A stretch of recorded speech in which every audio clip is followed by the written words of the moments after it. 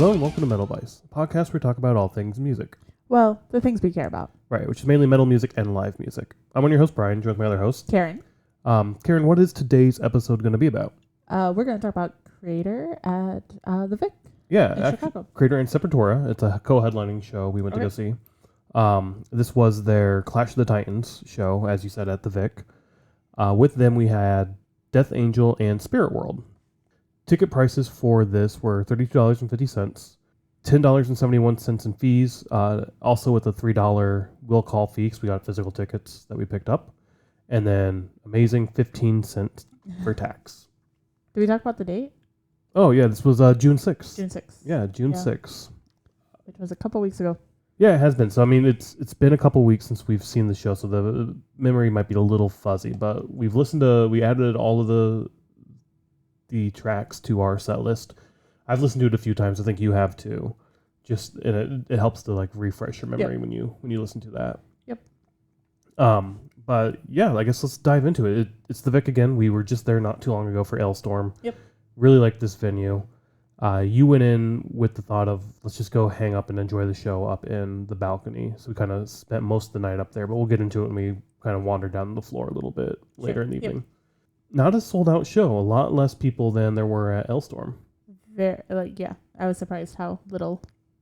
So was I. People yeah. were there because I mean this was a great concert. So yeah, it was a great show. I don't know what else might have been going on that people didn't show up. I don't know, but it was. I was surprised that it wasn't sold out or not necessarily sold out, but just wasn't as packed. Yeah, Ailstorm seemed like a lot more people. Like when I went down to the floor for them, it was kind of hard to move around, and I just didn't even bother. I just kind of like hung out in the back and then went back upstairs to the balcony with you. But this one, yeah, you could kind of move around kind of freely, honestly. Yeah. Through the floor. Wherever you wanted, yeah. Coming into the show, I didn't really know of many of these bands. I've heard some Sepultura music. I've heard some Kreator music. Spirtworld, I was like, I don't know who these guys are. And Death Angel, same thing. It's a band I've heard of. And yeah. I mean, they've been around forever. It's just something I've never really picked up and listened to in the past. Yep. I'm 100% the same. I had no clue who Spirtworld was. Death Angel, I'd heard the name. I don't think I would listen to them. Sepultura, I know Bloody Tongue. No, what is it? Bloody Roots. Roots. Yeah, and I only know that from Killer's Confession that we saw last year with Bloodywood. And then I listened to a few Sepultura songs after that. And then Kreator, I've heard a few songs, but honestly, whenever they would come on playlists, I skipped a lot. Not a big Kreator fan? No. This was definitely a show that I think we bought this pretty early on, and our year hadn't really been filled up with music, I think. Yep, that's very true. So it was like one of those, like, let's go see a show. We've heard of these bands. We know it's going to be a metal night, so let's just go check it out. Yep. Yeah, it was. We didn't know that we were going to be coming off of a 6-week marathon. I don't know what you would say of seeing concerts. Like 13 shows in 6 weeks. Yeah. So we weren't really, when we bought these tickets, we weren't planning on that. I figured that it might be a one show that we see for the month or something. Yeah, same. I was excited because, I mean, it's the Vic. I like the Vic. And, yeah, like I said, it was music. So, fuck it, let's go check it out. And the price isn't bad, $32. Yeah. So, yeah.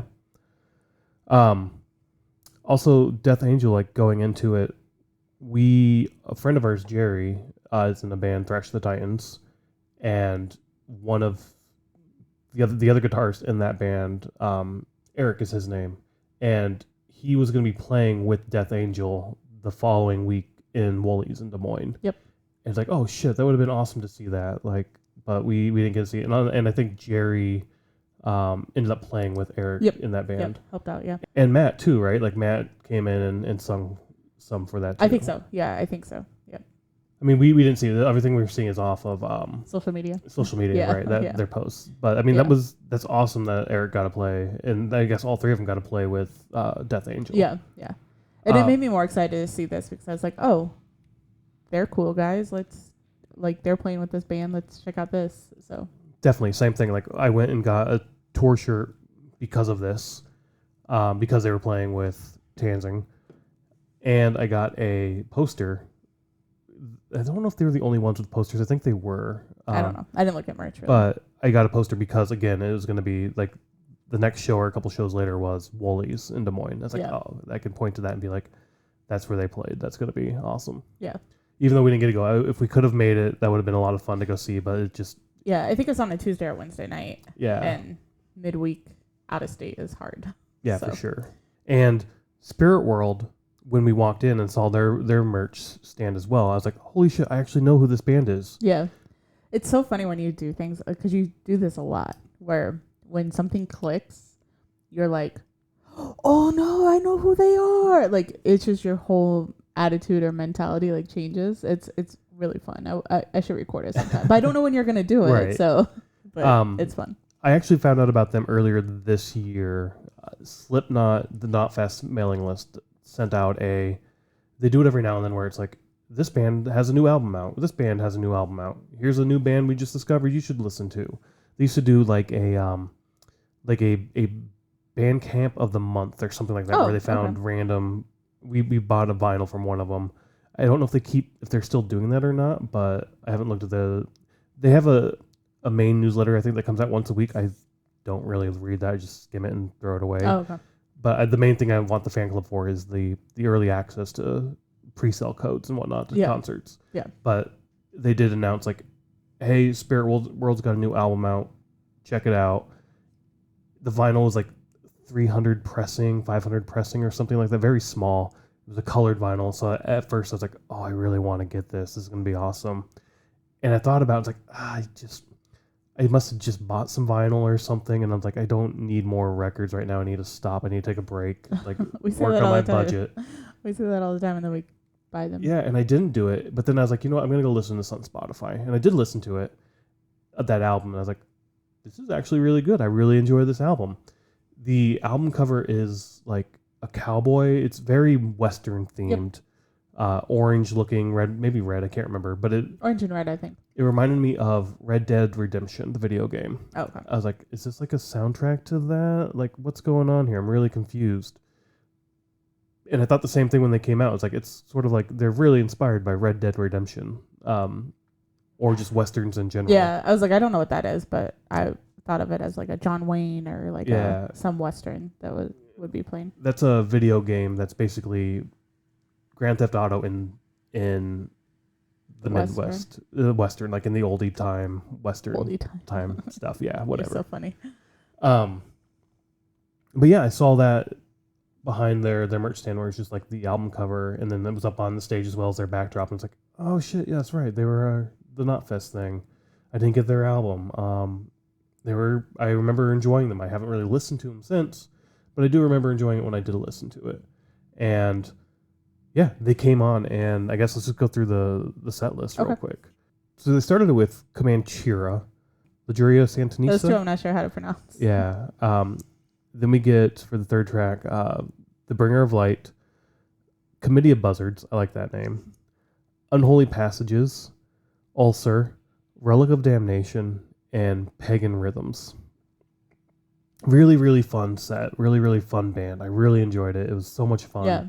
I said that like 4 times the same way, but like it was fun. The one thing I wasn't sure about was on stage right in the back. What that guy was doing? Yeah, there's just a guy standing there with like a box, and he was just bouncing around.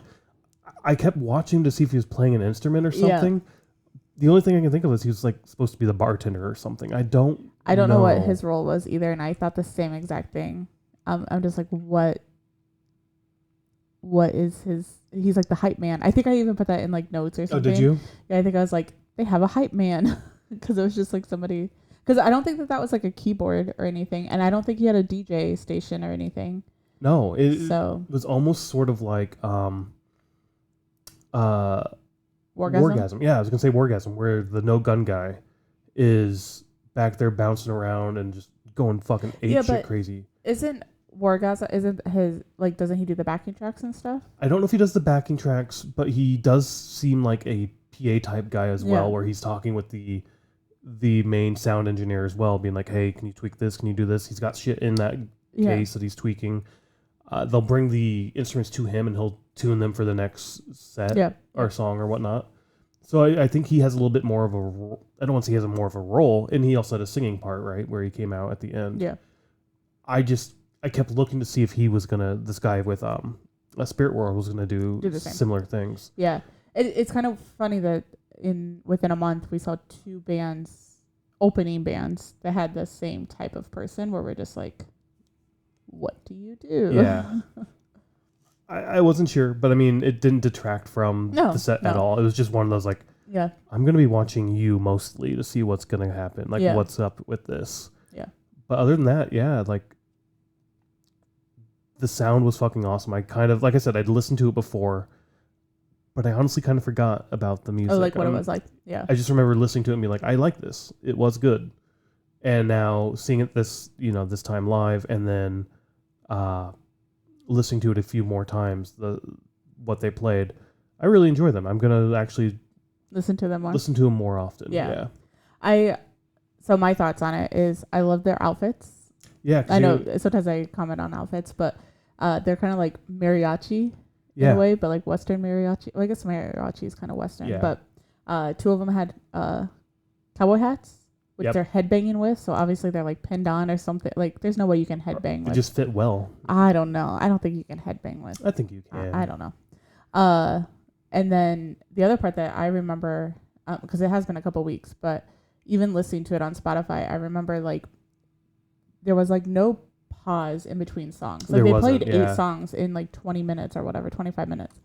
And it was just like one after another, after another, after another, which I really, really enjoy, because then you don't have that like down, like quiet time, like where you're just waiting for them to tune their instruments or whatever. Was there much crowd interaction? Like you can definitely do that with crowd interaction, but I don't remember there being much crowd interaction or anything like that. Yeah, like from the lead vocalist or anything. Maybe like, "Hello, Chicago, we're back" or something like that. Yeah, like, but not a whole lot. But there wasn't like, I know what you're saying. Like, who am I thinking of? Chemist. Like the first time we saw Chemist, well, the second time I guess we saw Chemist, is when I realized, the crowd interaction is so they can tune their instruments and like all that stuff. So. But yeah, no, I don't remember much, because all I remember is music. Like as soon as they got done with this song, a lot of their songs have a backing track or like a track before the song starts, which is like, I was gonna look it up, but it kind of seems like it's lyric, or not lyrics, but like a script from a movie or like a Western or something. And so they like as soon as they stop one song, that starts playing, and then they go right in. So they do have like a 12-second or 10-second like that little break. Bit where they do the audio over the back. Yeah, and that's like where they would get a drink water or like whatever. But it was go, which I, like I said, I really enjoyed. And it really made for a fast-paced night of like, let's get going. Like get going. The other thing I really liked is I don't know what the genre would be, but in my mind it's like thrash rodeo or thrash western. Western thrash, yeah. Like, and not like Western as in like a country, but like the old Westerns. Yeah. And it's just very, you got the thrashy like guitar riffs, but then the imagery and the song lyrics and everything is like Western themed. So yeah, like I said, as soon as I saw that cover, I was like, it reminds me of that video game, Red Dead Redemption, and the music kind of goes along with it in terms of like thrashy, but Western, as you were saying. And then of course they leaned into it with the outfits as well. I don't want to say costumes, but the imagery of the band as well. Yeah. Which I thought was fucking awesome. Yeah. Yeah. No, they were good. You said that you'll check them out again. I'll listen to it. It's not something that I'm probably going to be like, I want to listen to this sort of thing. But if it comes on the playlist, obviously I'll listen to it. But yeah, if I find a vinyl when we're out shopping, I'll probably pick one up and then we'll listen to it from time to time. Yeah. It's something I'll definitely be on the lookout for when they come back to town. I definitely want to see them again. Oh yeah, I would go see them again. Yeah. I just don't think it's my music to be like, I'm in the mood. What are you in the mood for? Yeah, like I'm in the mood to listen to Spirtworld right now. Yeah. But yeah, all around good show, good set. Very happy we got to see them. Very happy I remembered who they were once I saw their shit. But next we get Death Angel. Again, a band I had heard of and was aware of subconsciously, I guess. Yeah. But not a band I've really listened to in the past. And yeah, they opened with Lord of Hate, followed by Voracious Souls, The Dream Calls for Blood, The Moth, Homicide, and then Human Side, and the Ultraviolent / Thrown to the Wolves. The Ultraviolent, I think, it's an instrumental. I'm pretty sure. Okay. The few times I listen to it again, I'm listening to it while I'm working, so it just plays for a while, and then it goes into. That's really a long song, though. It is. If I remember. So right. I think it's an instrumental, and I think that's sort of like they cut it. This is one where it's listed as the 6th track, where it's the Ultraviolent / Thrown to the Wolves. I think it's sort of like they do the Ultraviolence for a little bit, or like half the song, and then weave that into the Thrown to Wolves. I can't quite remember, but I think that's what ended up happening. But like I said, the band I had heard of in the past, but kind of forgot about. And then when you hear their name, it's like, oh yeah, I've heard of them, but never listened to their music. Yep. So I kind of knew they were going to be an old school thrash band. Yeah. But also I was kind of shocked that they were an old school thrash band at the same time. I guess I assumed that they were an old school thrash band, like playing in what's that? Fillmore? Is that the Fillmore? Yeah. Is that the one in San Francisco? Yeah. So I mean, definitely, like, I don't know. Like I said, I've heard of them, but I didn't. For some reason, I never put them in like the '80s thrash scene. But but again, I've rewatched documentaries where they talk about Death Angel. Yeah, all the time. And they bring it up as in like one of the founders in the '80s. Yep. And I don't know why it never clicked with me until we saw them out there. And it's like, oh shit. Yeah, I don't even remember what documentary we were watching, but they did bring up like that they were one of the like. Yep. They're not the top 4 or big 4 or whatever. 4. Yeah. The documentary I think was on Amazon Prime. I can't remember what it was called, but we watched it. It was just like a history of metal going through the years. Yeah, I think you're right. And it was like early 2000s because Shadows Fall was like the new band they were talking about. Yeah. Maybe it was like the history of thrash. I can't remember what documentary it was, but it was on Amazon there for a while. Well, I don't know Shadows if it still Fall is. isn't thrash. They are. Are they? I think they're considered thrash for sure. Like new metal, new thrash. Oh, okay. New metal, I would say yes, but anyways. Anyway, we're not good with the whole genre thing.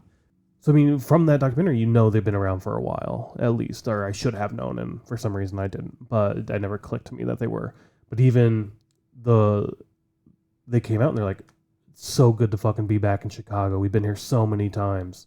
And they've been around forever doing shows. And I don't know, it was awesome to see them, but it was a pretty quick set, just 6.5 tracks. Yeah, I agree. It was really, really quick. And personally, I would have listened to them for like a 2-hour headlining set or like an hour and a half headlining set. They were really good. The lead vocalist was like front man for a headlining band, in my opinion. Even for a quick 30-minute set, like he was put on a great show for sure. Yeah. Kind of like what we talk about with Lamb of God, because we've seen them so many times that it's like they put on the same show no matter if they're playing a 30-minute set or they're playing an hour and a half. Like it's the same energy, not the same show, but like the same energy. And that's what I got from this, too. Like, I kind of got jealous that we weren't going to see their headlining show in Des Moines. Yeah, I mean, all the bands tonight or in that night put on a great performance. They all could have been headliners for sure in their own right. I agree. I was also thinking the same thing, that I would have flipped the bill. I would have put Spirtworld. I would have enjoyed Spirtworld on top, then Death Angel, then Sepultura, then Kreator in my way. Spirtworld as a headliner? I liked that set a lot. I would have done Spirtworld, Kreator, Sepultura, Death Angel. That's your reverse working your way up. So Spirtworld still is the first opener. Oh yeah. Okay. I would not have had them be a headliner. I don't know. I enjoyed their music, their set a lot. Their set was my favorite set of the night. Really? For sure. I think Death Angel was probably my favorite set of the night. Death Angel was great. I agree. It was an awesome set, but it wasn't as good, in my opinion, as Spirtworld for sure. That's absolutely fine. One of us could be right and one of us could be wrong. But I definitely did super enjoy Death Angel's set. It was a blast to see. Musically, it was fucking phenomenal. Sounded amazing. The energy was fucking amazing. I agree. I would have loved to see more of them too. And this sort of gets into I guess, a little bit of like, it's 4 bands. Like, to me, that's almost too many bands for a live show. I think 3 is the sweet spot for me. 4 is fine. We're seeing a lot of shows with 4. Anything over 4 is sort of like all right, that's a little too much. Unless you start at 5 and we go till midnight, because you want more time. I could have you could have even cut Spirtworld from this set, like this tour, right? And then you could have given Death Angel an extra 15 minutes and then an extra 10 minutes to Sepultura, right? Like, I don't know.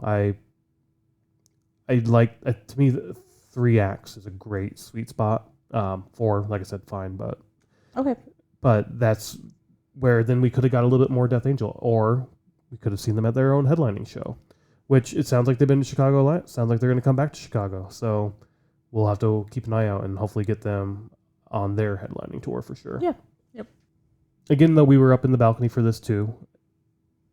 It was fine. You wanted to sit up there and enjoy the show from the balcony and just watch it, which I'm really confused. But I think the last time we talked about the Vic, you brought up a good point of like it's a smaller, intimate venue where you are feeling like you're part of it. Because you do hate seats a lot. Yeah. But here it's like, I want to sit in the seats to watch the show. And in the past you've said, I don't want to watch a show. I feel like all I'm doing is watching it. So That's at like a stadium though. I guess I didn't say that. That was during the 3 Days Grace and Shinedown. And I honestly felt like I was watching a show happen. Yeah. And not that I was there. But that's like in a stadium show where you're really far away from everything. Like at the Vic, pretty much if you're in the balcony, you're just as close as if you're on the second tier of standing. I don't know how to say that because there's the floor and then a tier up and then a tier up. And if you're on the second tier, you're at the same position as you would be if you're standing. Like if you're in the balcony, you're at the same position as if you're standing. What do you mean? I don't like same distance from the stage and everything. Oh, because it's like over, like you're over the people below you. Yeah. I got you. Where like in a stadium, you're way away from the stage. Yeah, it's further back. I mean, I get it now. I'm still a little not taken aback, but it takes me a few seconds to be like, why do you want to sit in the balcony? You don't like seats. But then it's like, oh wait, no, it's the size of the venue more than anything. But yeah, we were up there for this. But for Sepultura, mix it up a little bit. At least I do. You stayed up there all of Sepultura, right? Nope, I came down for Sepultura. Did you come down? Okay. Yep. Let's get in that then. Unless there's anything else you want about. I think I went down for Death Angel. So they came out with Isolation, Territory, Means to an End, Kairos. Yeah, I think it's Kairos. Kairos. Yeah. Propaganda, Guardians of Earth. Real quick on that one, when they said Guardians of, I was like, oh yes, Asgard. They're going to do a cover or something. I don't know their music all that well. Yeah. But I really enjoyed their set. Ollie, Agony of Defeat, Refuse Resist, Arise, Retamahata, and then they closed with Roots, Bloody Roots. The one song I knew. Yeah. I don't know many of their songs. Like I said, we've listened to a few of them on Spotify, on Shuffle and whatnot. It comes on. Yeah. There's one song I know that if I heard it, I'd be like, oh yeah, that's Sepultura. I like that song. Yeah. That they didn't play. And I was kind of disappointed. But at the same time, it's like, I couldn't say shit because I was like, I don't know what song it is. Yeah, you don't know. Yeah. Did not realize. I think they're a Brazilian band. Really? I think so. Yeah. I'll look that up. And I don't know where in the set that came from that it clicked with me. I think they said something, or I don't know, something clicked that was like, oh shit, they're Brazilian. I didn't catch that night, and I didn't know. Yeah. That's really cool. You don't really, I mean, in my world or our world of music, like you don't really hear of a Brazilian metal band. You don't, no. I'm always shocked when I find out a band is from a different country. Oh, really? Yeah. Unless it's Sweden. I mean, I'm shocked then, but then at the same time, I was like, I should have known. Okay.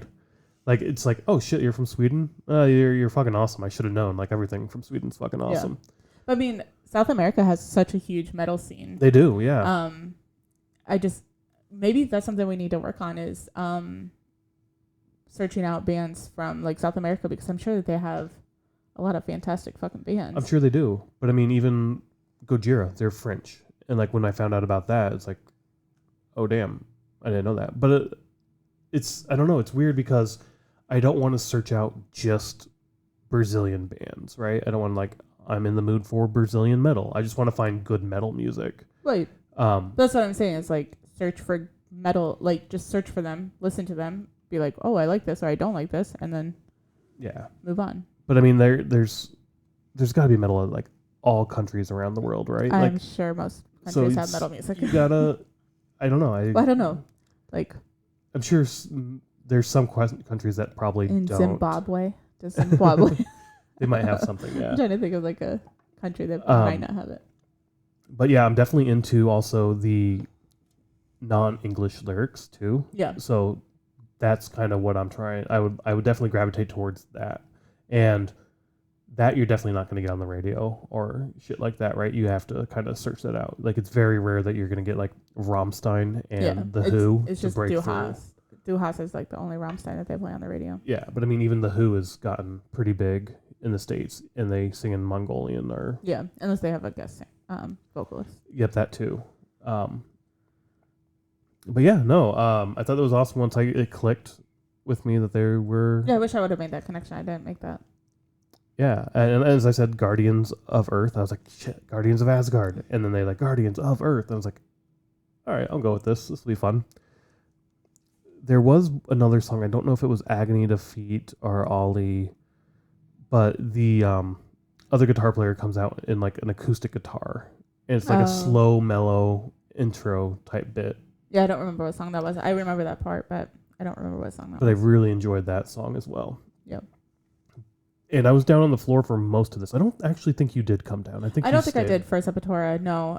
So you went down because the lights were very shiny. So we, as I mentioned, our friend Jerry, he is a massive Megadeth fan. And he went to go see Megadeth with Lamb of God last year. Oh, okay. I see where you're going. And we were talking to him about that, him and Darla, and like, they're like, yeah, we didn't enjoy Lamb of God's light show or light set or their set because of their lights. I was like, what do you mean? And they were in seats and like the lights would just shine right in your face.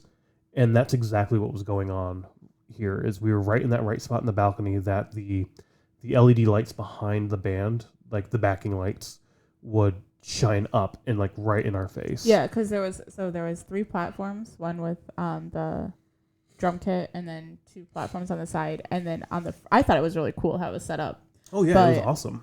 And then on the front was like the lights, so they were like shining. But I get what you're saying. Like I don't think maybe just I mean you are what 6 or 7 inches taller than I am. Did you not get affected that much? I did sometimes, but not that much. It wasn't bugging me where I was like I have to move. Okay. Where during interrupters or whatever. Yeah. That was like we cannot be in here. So the interrupters were just straight lights behind them and just white light shining. So you got like the silhouette.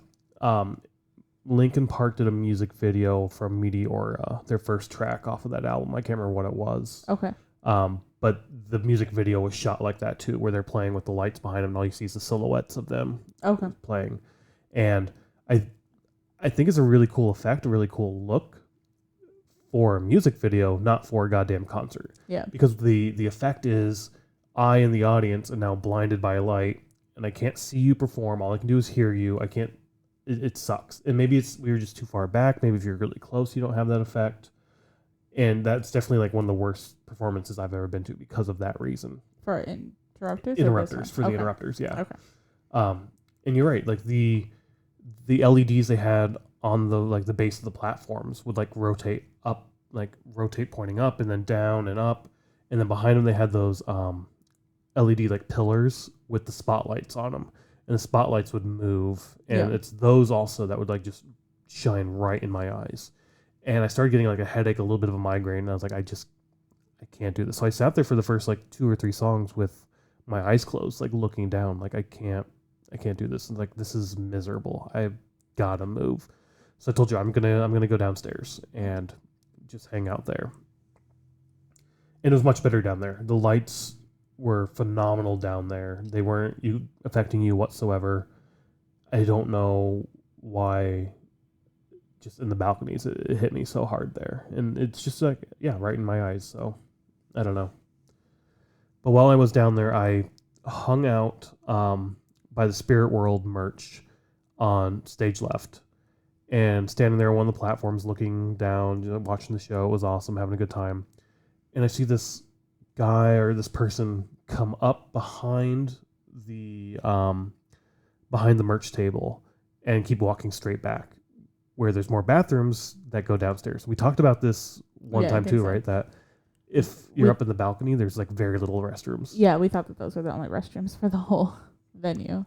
But there's restrooms downstairs. On the main floor, which are much larger. Yeah. But even when we were at Milwaukee Metal Fest, there was people that went to that Ailstorm show, and they didn't know either. They thought that there was only 2 restrooms. Yeah. Or the 2 stalls, or those really small restrooms. So if you go to this venue, there's restrooms on the main floor as well, which just takes you in the basement. But they are larger, a lot more stalls and whatnot there. But I saw them leave. I was like, I'm going to check this out. It looks like there's like a little passageway thing. And it's like an ADA ramp that takes you all the way down to the stage.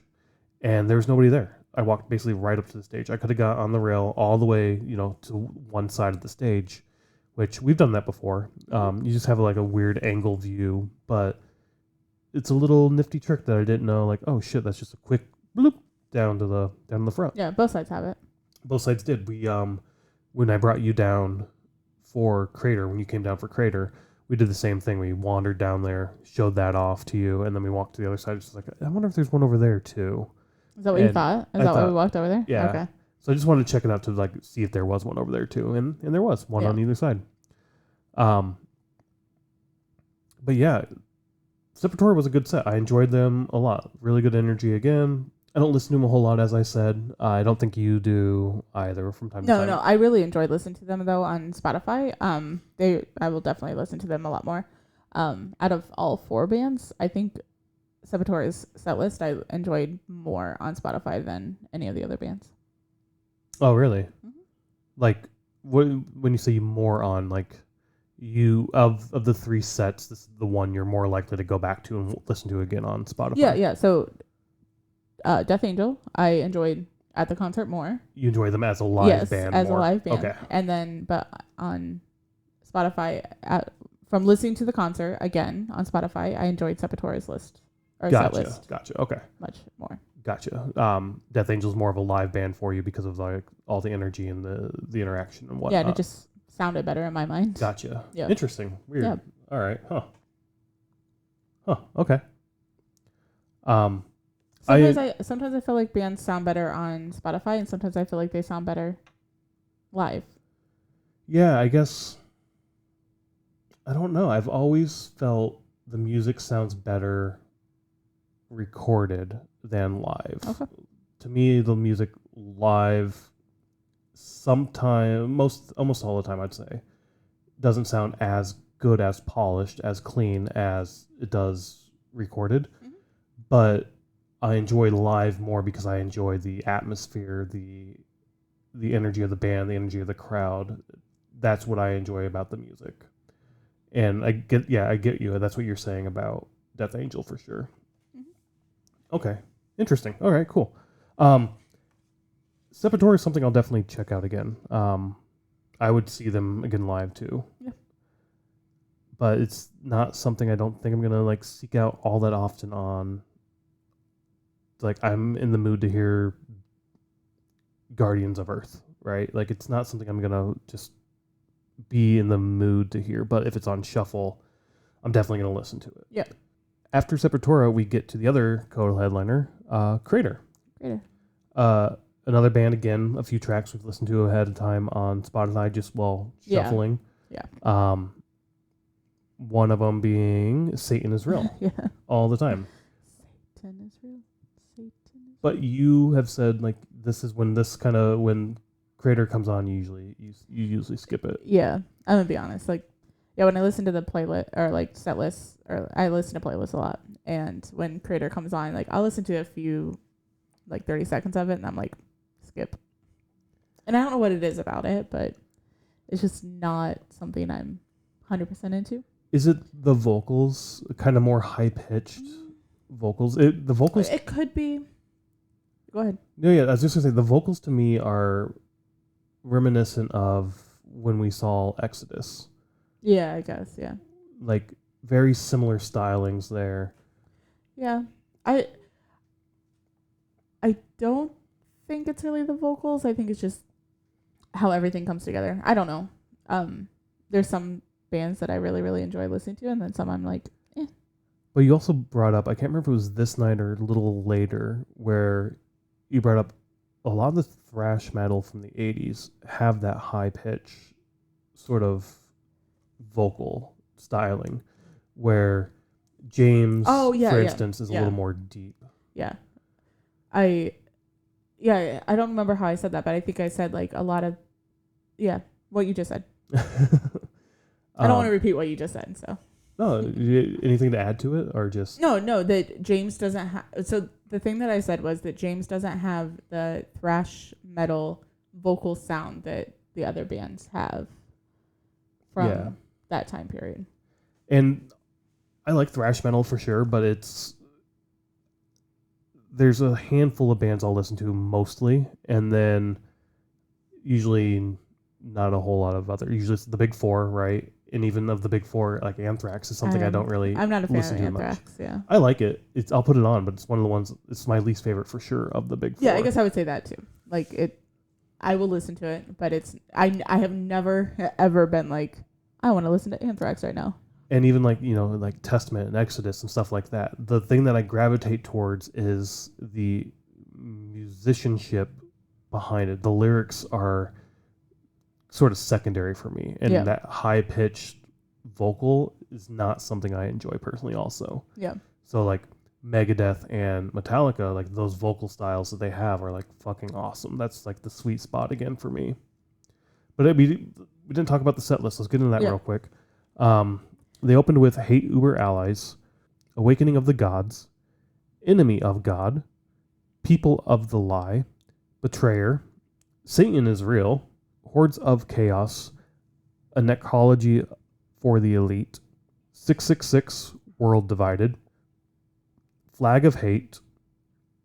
Then for the encore they have Violent Revolution and Pleasure to Kill. Did Sepultura play more songs than Kreator did? Oh, you closed this out. I closed it out. It's okay. That's okay. Don't worry about it. We can get it real quick. In terms of number, yes, by one, but length, probably not. Yeah. But maybe. They did play. I did feel like this set was pretty short. Well, I figured it was going to be short because they went on at like 9:45 or 9. Did they really? Yeah, they went on really late. Yeah. This is 10 o'clock. This is 10 o'clock. I don't feel like it was 10 o'clock. I think it was earlier than that. Oh. And they used almost the exact same setup Sepultura did. All they did was bring out, their instruments, but the lighting was the same. Where they had the pillars, the searchlight things, the bass with the LEDs on the risers and whatnot. And I did come back up to sit with you for a little bit for the first song to see if the lights would be different. They were the same. I had the same issues. So then I went down. I think you followed to go down and just experience the floor. And that's where we would wander around. Like, there's not a whole lot of people down here. Yeah. Wander around is a statement. Yeah. You walked around a lot, and it was irritating me a lot. I don't know. I wanted to check out different areas, different sides, and just I don't know, experience different things from the same show. Usually we stand in one spot and that's it. I wasn't necessarily into the music all that much, so it's like, let's go over here and see what it's like. Let's go over here and see what it's like. Yeah. I get that. It was, obviously you can't communicate. So you would just walk off.